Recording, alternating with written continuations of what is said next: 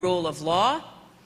There must be an independent judiciary that does not abuse its power, but which stays within and supports the rule of law.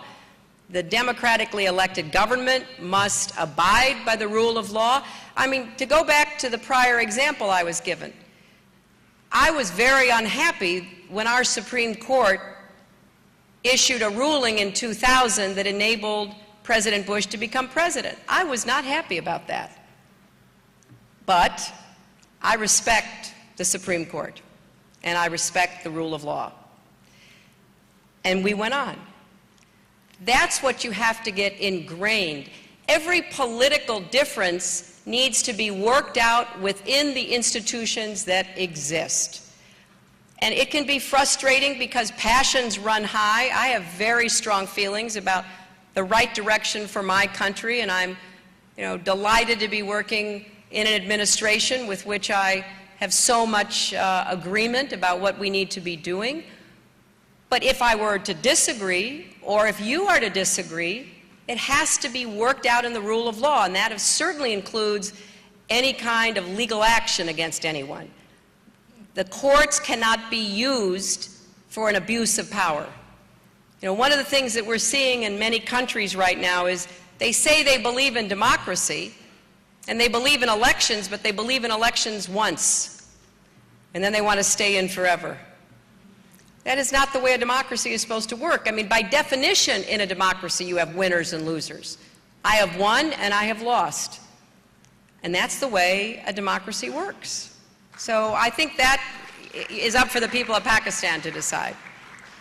Madam Secretary, next question is via email, please. This is a question from Karachi, and it says, "Good afternoon, Madam Secretary. My name is Rakshanda from Karachi, and I'm a student at the Muhammad Ali Jinnah University.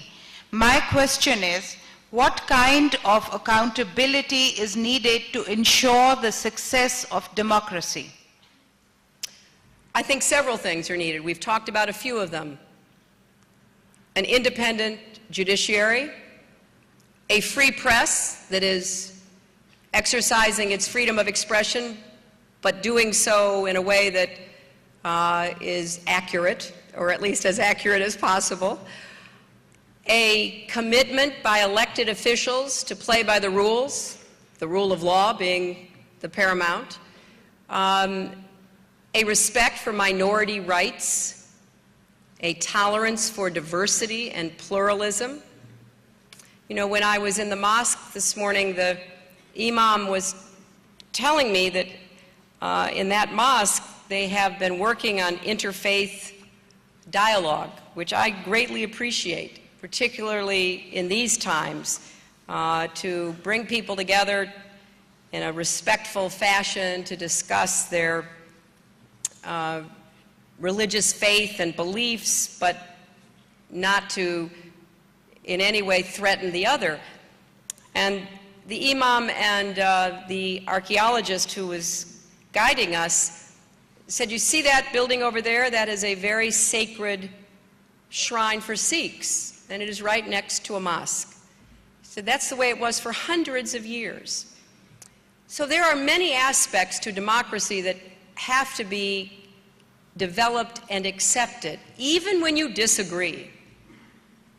Sometimes people do things in my country, or they say things which I disagree with completely, but I respect their right to say it. And there are people who have attitudes, they have beliefs that I find absolutely unacceptable, but as long as they're not harming someone else, then we say they have a right to have those beliefs. So I think democracy is much, much more than elections. And it really needs to start in the attitudes that you learn in school and the attitudes that you see practiced every day.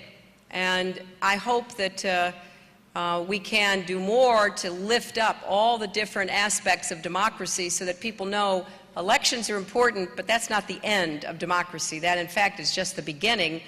And you have to have built-in accountability for those who are elected. There has to be much more transparency. There has to be a committed effort against corruption, which robs people in societies from getting the services and the assistance that they deserve to have. There have to be checks and balances among different parts of a government and separation of powers so that no one person or no one institution can have absolute power in your society. And I think Pakistan is on the way to realizing a much stronger and more durable democracy. Hello ma'am, I am Sava Mumtaz and I represent Seeds of Peace here. I am a medical student at King Edward Medical University. First of all, I'd like ma'am to know what an inspiration she is for all the aspiring young women all around the world for being who she is. Ma'am, thank you so much for coming here today.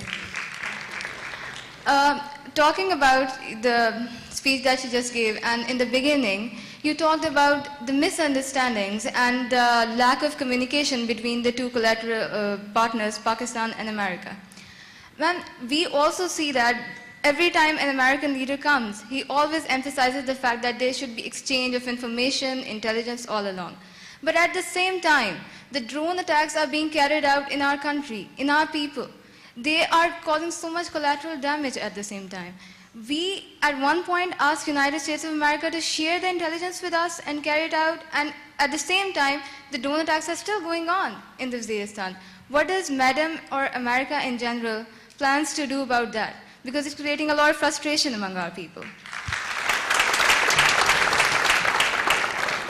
Well, I will not talk about that specifically, but generally, let me say that there's a war going on, and thankfully, there is a very professional and successful military effort that has been undertaken by the Pakistani military, and I'm hoping that the support that the United States provides and the courage of the Pakistani military will bring much of this to a conclusion. Now, there will unfortunately always be those who seek to inflict terror, but eventually they can be eliminated and they can be deterred if society just abruptly turns against them. So I think that the war that your government and your military is waging right now is a very important one for the future of Pakistan, and we are going to continue to assist the government and the military to be successful in that war. Hello, ma'am. Muhammad Yusuf from Institute of Communication Studies, University of Punjab. My question is about the war on terror. As you have mentioned in your speech that there is a misunderstanding, lack of communication among United Nations and Pakistan. I don't think there is any misunderstanding or lack of communication. I think there is a deficit of confidence, and that has a history, long history behind it. My question is, would it not be better to replace the present US and NATO forces in Afghanistan by UNO peacekeeping forces from the liberal, democratic Islamic countries, so that to give some sort of credibility to this war which is going on, so that Muslims also believe that they are participating in this, and they also believe that what is going to happen on the name of war or terror? Well, you know, there are Muslim forces in Afghanistan right now. Countries like Turkey or the United Arab Emirates, others are participating and contributing forces because I think they believe, as you seem to suggest, that this needs to be an international effort. So the international security forces already stationed in Afghanistan are very diverse. As I said, they include forces from predominantly Muslim nations. So I think we already have a very broad cross-section of countries that understand that defeating the threat of extremism and terrorism is in everyone's interests. It is particularly in the interests of Muslim countries because these extremist groups seem to target Muslim countries, whether it's Indonesia or it is Pakistan or Afghanistan. there have been incidents in Egypt and Saudi